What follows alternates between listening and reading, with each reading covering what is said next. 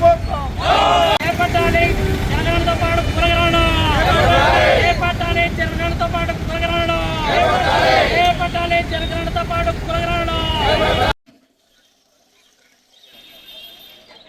11 సంవత్సరాల మోడీ పాలనలో SC, ST, BC మైనారిటీలతో పాటు మహిళలపై జరుగుతున్నటువంటి దాడులను అరికట్టాలని కేంద్ర ప్రభుత్వం చేపట్టబోయేటువంటి జనగణనలో కులగణన ఆర్థికంగా, రాజకీయంగా, సామాజిక కోణాల నుంచి సర్వే చేయాలని చెప్పి డిమాండ్ చేస్తూ భారత కమ్యూనిస్ట్ పార్టీ తలపెట్టిన దేశవ్యాప్త ఆందోళనలో భాగంగా ఈరోజు కడప నగరంలో జ్యోతిరావు పూలే విగ్రహం వద్ద ఆందోళన కార్యక్రమాన్ని నిర్వహిస్తూ ఉన్నాం. పాలక ప్రభుత్వం ఎన్డీఏ ప్రభుత్వమైనటువంటి నరేంద్ర మోడీ అధికారంలోకి వచ్చిన తర్వాత ఎస్సీ, ఎస్టీ, బీసీ మైనారిటీ మహిళలపై దాడులు పెరుగుతూ ఉన్నాయి. ముఖ్యంగా ఎస్సీ, ఎస్టీ మైనారిటీల పైన క్రైమ్ రేటు పెరుగుతూ ఉంది. ఆధిపత్య కులాలను ఒక ప్రణాళికాబద్ధంగానే రెచ్చగొట్టుతున్నటువంటి ఆర్ఎస్ఎస్ సంఘ్ పరివార్ యొక్క చర్యల వల్ల దేశం అట్టుడికి పోతా ఉంది. ముఖ్యంగా మణిపూర్ లాంటి రాష్ట్రాలలో గిరిజనుల పైన జరుగుతున్నటువంటి దాడులు, మహిళలను వివస్త్రణ చేసి ప్రదర్శన చేసేటటువంటి అల్లరి మూకలు, దానికి అచ్చం పోస్తున్నటువంటి ఆర్ఎస్ఎస్ మూకల చర్యలు సభ్య సమాజం తలదించుకునేటువంటి ఘటనలు అనేకం నడుస్తున్నటువంటి నేపథ్యంలో ఇవాళ అన్ని కులాలకు అతీతంగా, మతాలకు అతీతంగా, ప్రాంతాలకు అతీతంగా సమగ్రాభివృద్ధి, సామాజిక న్యాయానికి పెద్దపీట వేయాల్సినటువంటి నరేంద్ర మోడీ ప్రభుత్వం ఉద్దేశపూర్వకంగానే కులాల మధ్య, మతాల మధ్య వైషమ్యాలను రెచ్చగొట్టి తద్వారా రాజకీయ చలిమంటలు వేసి కాల్చుకునేటువంటి దౌర్భాగ్య స్థితి ఈ దేశంలో కొనసాగుతూ ఉంది.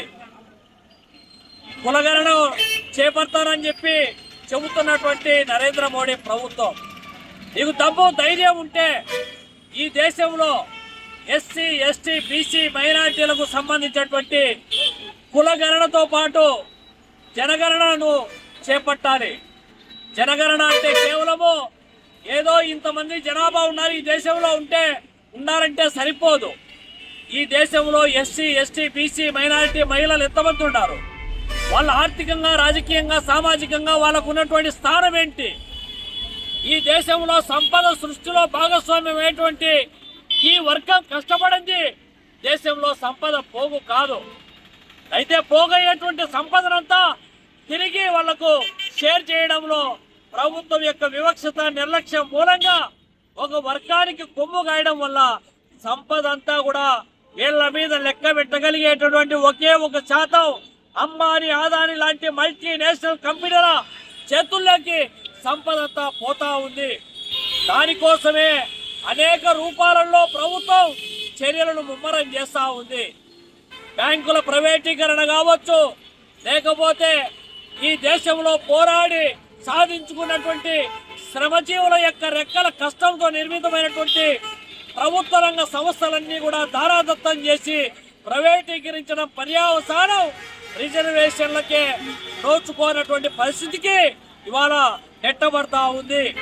ప్రైవేటు రంగంలో రిజర్వేషన్లు అమలు చేయకపోగా వెట్టి చాకిరీ చేయించుకునేటువంటి కార్మిక చట్టాలను సమూలంగా మార్పు చేసినటువంటి వైనాన్ని చూస్తున్నటువంటి నేపథ్యం, గ్రామీణ ప్రాంతాలలో వ్యవసాయ రంగాన్ని కూడా వదలకుండా కార్పొరేట్ కంపెనీలు కట్టబెట్టాలని చూస్తున్నటువంటి వైనం, ఇవాళ మైనింగ్ గనులను కొల్లగొట్టేందుకు ఆపరేషన్ కగారు పేరుతో గిరిజన తెగల పైన దాడులు చేసి మట్టుబెట్టి మావోయిస్టులని ముద్ర వేసి మావోయిస్టులను ఐడియాలజికల్ గా దెబ్బతీయడానికి కావలసినటువంటి దుశ్చర్యలు ఏవైతే ఉన్నాయో వీటన్నిటికీ పర్యావసానం ఈ దేశ సంపదను కొల్లగొట్టడానికి ఎన్డీఏ ప్రభుత్వం, మోడీ ప్రభుత్వం చేస్తున్నటువంటి ఆధిపత్య కులాలను పెంచి పోషిస్తూ ఒకవైపు సంపదను కొల్లగొట్టాలని చూస్తున్నటువంటి ఈ దుర్మార్గ చర్యలను భారత కమ్యూనిస్ట్ పార్టీ తీవ్రంగా ఖండిస్తా ఉంది, వ్యతిరేకిస్తా ఉంది.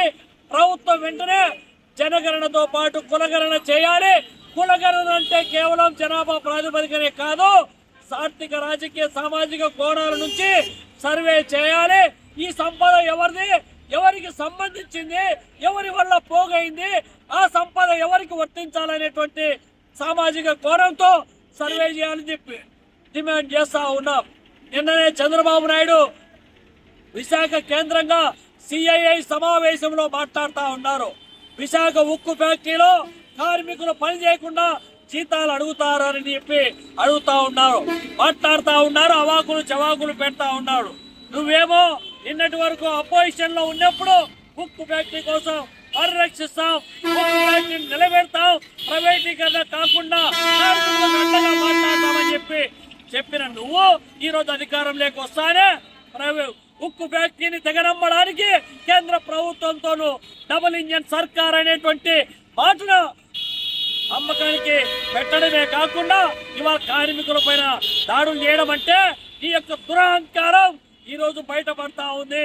ఈ దురహంకారం సామాజిక కోణంతో చూసినప్పుడు శ్రమజీవులను టార్గెట్ చేస్తున్నటువంటి వైనాన్ని గమనిస్తూనే ఉన్నటువంటి నేపథ్యంలో ఏ రాష్ట్రాలలో బీజేపీకి తొత్తుగలుగా ఉన్నటువంటి పాలక ప్రభుత్వాలు ఏవైతే ఉన్నాయో ఈ విధానాలపైన సమరశీల పోరాటాలకు సమాయత్తం చేస్తాం.